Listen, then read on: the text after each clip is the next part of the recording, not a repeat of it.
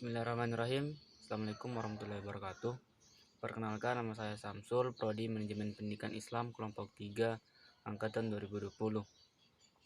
Jadi pada kesempatan kali ini saya akan menjelaskan mengenai yang pertama yaitu hakikat formulasi kebijakan, kemudian yang kedua yaitu komponen formulasi kebijakan, kemudian yang ketiga yaitu proses formulasi kebijakan, dan yang terakhir adalah faktor formulasi kebijakan pendidikan.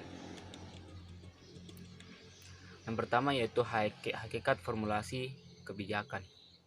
Formulasi kebijakan adalah proses penentuan arah dan prioritas dalam pembuatan kebijakan. Proses ini melibatkan pemahaman akan masalah, identifikasi alternatif solusi, evaluasi dan seleksi alternatif solusi, dan pemilihan solusi terbaik yang akan diterapkan dalam bentuk kebijakan. Hakikat dari formulasi kebijakan adalah menjamin bahwa kebijakan yang diterapkan berdasar pada data dan fakta yang kuat dan melibatkan partisipasi aktif dari berbagai pihak. Ini memastikan bahwa kebijakan yang diterapkan sesuai dengan tuntutan dan kebutuhan masyarakat dan dapat mencapai tujuannya dengan efektif dan efisien. Kemudian yang kedua adalah komponen formulasi kebijakan. Dalam formulasi kebijakan memiliki beberapa komponen. Yang pertama adalah tindakan.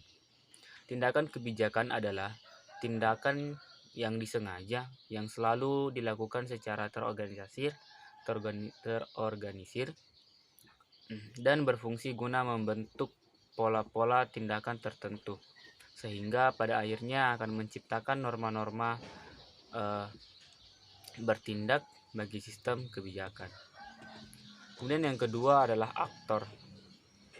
Orang atau pelaku yang terlibat dalam proses formulasi kebijakan akan memberikan dukungan maupun tuntunan serta menjadi sasaran dari kebijakan yang dihasilkan oleh sistem kebijakan. Kemudian yang ketiga adalah orientasi nilai. Proses formulasi kebijakan pada prinsipnya berhubungan dengan proses mengidentifikasi dan menganalisis nilai-nilai yang beraneka ragam, kemudian menentukan nilai-nilai yang relevan dengan kepentingan masyarakat, sehingga setiap kebijakan yang dihasilkan akan mempunyai implikasi nilai, baik secara empiris maupun eksplisit. Kemudian yang ketiga adalah proses formulasi kebijakan. Adapun proses formulasi kebijakan yang pertama yaitu identifikasi masalah. Langkah pertama dalam formulasi kebijakan adalah mengidentifikasi masalah atau isu yang akan ditangani oleh kebijakan. Kemudian yang kedua yaitu analisis masalah. Setelah masalah teridentifikasi, langkah berikutnya adalah melakukan analisis masalah untuk memahami latar atau akar masalah dan faktor-faktor yang mempengaruhinya. Ini membantu dalam membuat solusi yang tepat dan efektif. Kemudian identifikasi alternatif solusi. Setelah masalah dianalisis, langkah selanjutnya adalah mengidentifikasi berbagai alternatif solusi yang mungkin untuk mengatasi masalah tersebut. Kemudian parlemen. Parlemen juga berperan dalam formulasi kebijakan pendidikan. Mereka memiliki tanggung jawab untuk memeriksa dan menyetujui kebijakan pendidikan yang dikemukakan oleh pemerintah. Kemudian yang terakhir yaitu pemilihan solusi terbaik. Setelah evaluasi alternatif solusi, langkah terakhir adalah memilih solusi terbaik yang akan menjadi dasar dari kebijakan yang akan diterapkan. Kemudian terakhir adalah aktor atau pelaku dalam formulasi kebijakan pendidikan. Aktor yang pertama adalah pemerintah. Pemerintah memainkan peran penting dalam formulasi kebijakan pendidikan.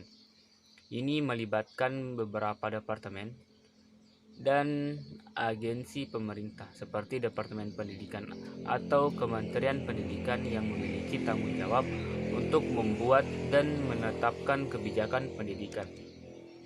Kemudian guru dan tenaga kependidikan.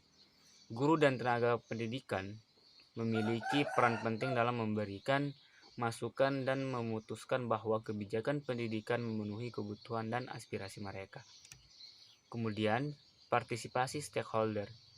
Dalam setiap tahap dalam formulasi kebijakan, partisipasi dari berbagai pihak seperti pemerintah, masyarakat, dan organisasi sangat penting untuk memastikan bahwa kebijakan yang diterapkan memperhatikan kebutuhan dan aspirasi masyarakat.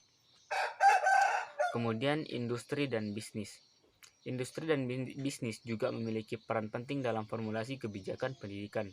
Mereka memiliki kepentingan dalam memastikan bahwa sistem pendidikan menghasilkan tenaga kerja yang berkualitas dan memenuhi kebutuhan mereka. Kemudian, organisasi profesi. Organisasi profesi seperti organisasi guru juga memiliki peran penting dalam formulasi kebijakan pendidikan. Mereka memiliki aspirasi dan kebutuhan terhadap sistem pendidikan dan memiliki hak untuk berpartisipasi dalam proses pembuatan kebijakan pendidikan. Kemudian kemasyarakatan. Masyarakat memiliki peran penting dalam formulasi kebijakan pendidikan. Mereka memiliki aspirasi dan kebutuhan terhadap sistem pendidikan dan memiliki hak untuk berpartisipasi dan proses pembuatan kebijakan. Ya, jadi mungkin itu saja yang sempat saya jelaskan. Lebih dan kurangnya mohon dimaafkan. Wassalamualaikum warahmatullahi wabarakatuh.